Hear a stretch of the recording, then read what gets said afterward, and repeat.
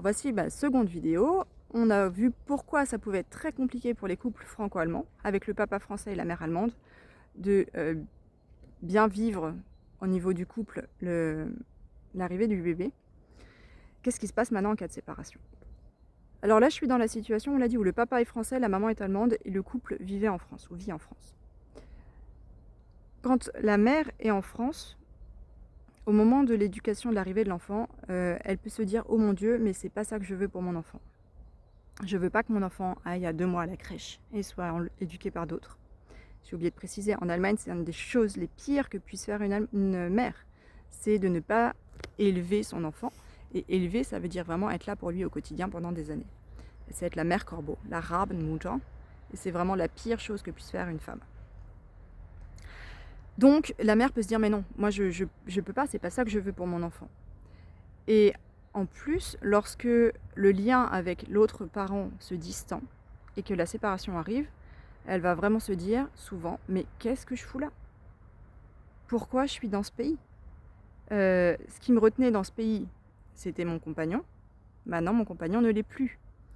Voire, je le considère comme un danger pour notre enfant, parce que la méthode d'éducation, qui est encore une fois beaucoup plus autoritaire, stricte, discipline, voire violente, au moins dans les mots employés, donc avec les ordres et les punitions si c'est pas respecté, et je t'impressionne pour que tu te soumettes à mes ordres, ce sentiment de violence peut créer un sentiment de danger pour la maman allemande, qui va donc avoir tendance à vouloir retourner en Allemagne. Et le grand risque, c'est qu'effectivement, au moment où la femme allemande va aller en Allemagne pour voir sa famille, elle va respirer et elle va se dire « Maintenant, en fait, je me sens pas de rentrer. Je me sens pas de rentrer en France. Parce que moi, ce qui me relie là-bas, c'est le père, mais j'ai plus le lien, moi, amoureux au père. Et en plus, je le perçois comme une menace potentielle pour mon enfant. Donc, je préfère rester en Allemagne. » Et là, on est dans la situation de l'enlèvement international d'enfants.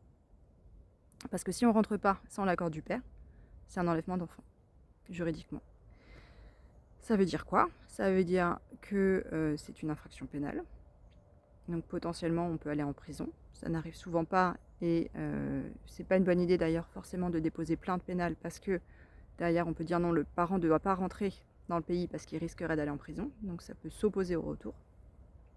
Ça dépend des juges, mais ça peut être un risque. Et l'autre risque principal, c'est qu'il y ait une demande de retour de l'enfant qui soit formulée auprès d'un juge et que le juge, en application de la Convention de La Haye, ordonne le retour immédiat de l'enfant. Il ne statuera pas sur le lieu de résidence, etc., mais juste sur le retour de l'enfant. Et après, dans un second temps, il peut y avoir un autre juge qui soit saisi pour fixer le lieu de résidence, etc. Et où là, le juge peut dire, écoutez, je vois que la mère a enlevé son enfant, donc elle n'aura plus le droit, elle n'aura plus l'autorité parentale ou elle n'aura plus la résidence principale sur l'enfant. Donc attention, attention, terrain extrêmement glissant. Alors comment faire pour que ça se passe bien? Une séparation franco-allemande, quand le papa est français, la maman est allemande et les 3 ou plus d'enfants habitaient en France ensemble. Le mieux, c'est vraiment d'aller voir tout de suite un avocat médiateur qui connaissent un peu les situations en France et en Allemagne et qui puissent vous aider à créer votre parentalité qui vous conviendra. On ne sera plus dans la parentalité idéale, évidemment, parce que la parentalité idéale, a priori, c'est avec 2 parents qui aiment leur enfant et qui s'aiment entre eux. Et là, on n'a plus cette condition, a priori, de parents qui s'aiment entre eux. Mais je suppose que si vous regardez cette vidéo, c'est que vous aimez votre enfant et vous voulez le meilleur pour votre enfant. Donc, comment faire pour créer ce meilleur pour votre enfant? Comment faire? A priori, dans les 2 cultures quand même, le lien à l'autre parent est important. Lien, ça ne veut pas dire présence au quotidien. Je vois pas mal de familles qui réussissent à nourrir un lien de qualité alors même qu'un des parents n'est pas si présent que ça au quotidien. Il y a 2 techniques, les communications numériques, mais avec un jeune enfant ça marche pas très bien en tout cas, ou de faire vivre l'autre parent dans ce qu'on en explique et surtout de permettre d'avoir des temps quand même chez chacun des parents. À quelle fréquence, etc. Ça, c'est à parents de voir entre eux. Et je donne d'autres réflexions sur comment trouver le bon fonctionnement de résidence dans une autre vidéo. La question aussi, c'est au-delà du concept, du principe de je suis autant parent que l'autre, donc je veux voir autant mon enfant que l'autre, c'est quel est pour moi le rôle du père et de la mère idéalement, d'en parler entre vous, et qu'est-ce que moi je veux transmettre à mon enfant, et d'en parler entre vous. Qu'est-ce que je ne veux pas faire, et d'en parler entre vous. J'ai aussi un document pour ça, pour vous aider à trouver les choses, à mettre les points là-dessus. Et qu'est-ce que je peux mettre à disposition de mon temps, de mes ressources pour l'enfant. Parce que éduquer un enfant, ça prend du temps. Est-ce que c'est pour moi mieux que l'enfant aille à la crèche, ou est-ce que c'est mieux que l'enfant soit avec son papa ou sa maman dans un premier temps? Si c'est un premier temps, pendant combien de temps? Si on ne travaille pas alors qu'on pourrait travailler et gagner de l'argent, qu'est-ce qu'on en fait? Est-ce qu'on considère que c'est un choix, donc il faut l'assumer seul et l'autre ne doit pas payer? Ou est-ce qu'il faut le payer quelque chose quand même? Tout ça, vous pouvez en échanger et vous mettre d'accord là-dessus.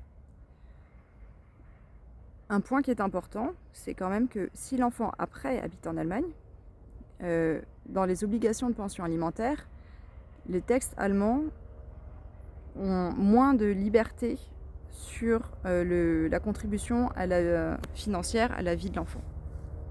Donc vous ne pouvez pas dire bah, tu gardes l'enfant mais je paye rien et c'est ok.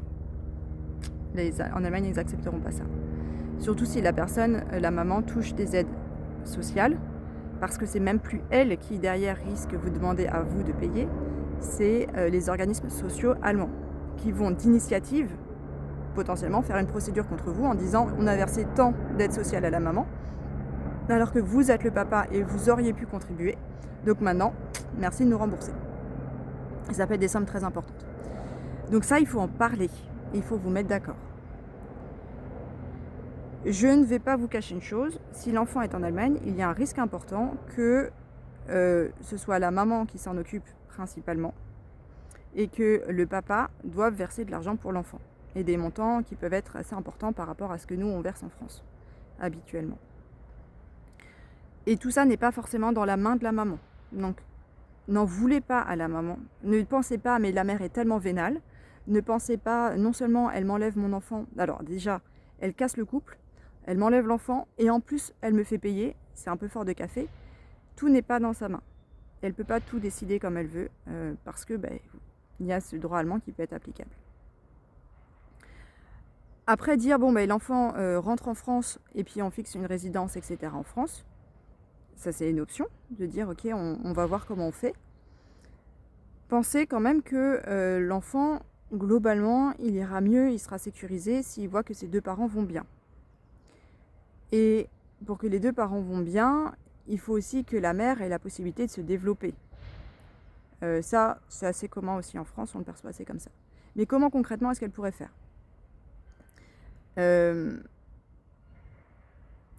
La langue est un point très important, donc de voir comment chacun des parents peut voir pour essayer de s'adapter dans les deux langues, comment l'enfant peut maîtriser les deux langues, ça c'est un point crucial. C'est un point crucial parce que pour garder le lien avec l'autre parent, il faut pouvoir communiquer avec lui dans une langue que le parent comprend et qui porte aussi toute sa culture et son identité.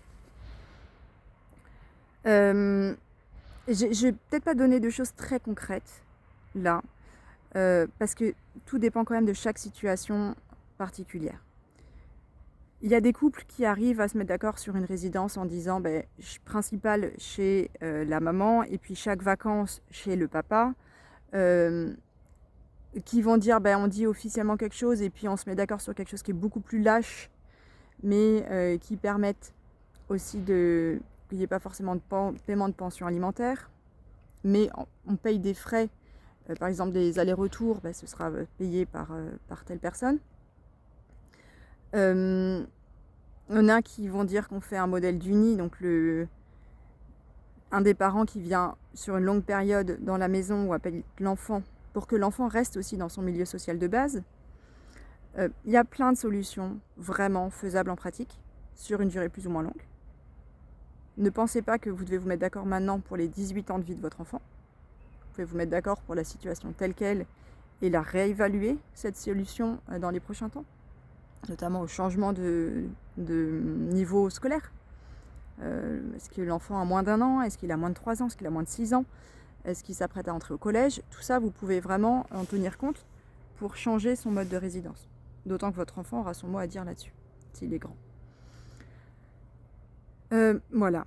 Ce que je veux vous dire, en résumé, si vous êtes un papa français, que vous avez un enfant franco-allemand avec une maman allemande qui se sent mal en France, essayez de lui permettre de se sentir le mieux possible, tant qu'il y en a encore temps, pour qu'elle n'ait pas envie de quitter la France.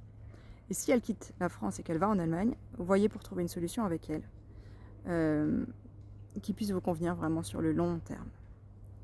Et que votre enfant n'ait pas à choisir plus tard entre son père et sa mère, et ne soit pas traumatisé. Au revoir.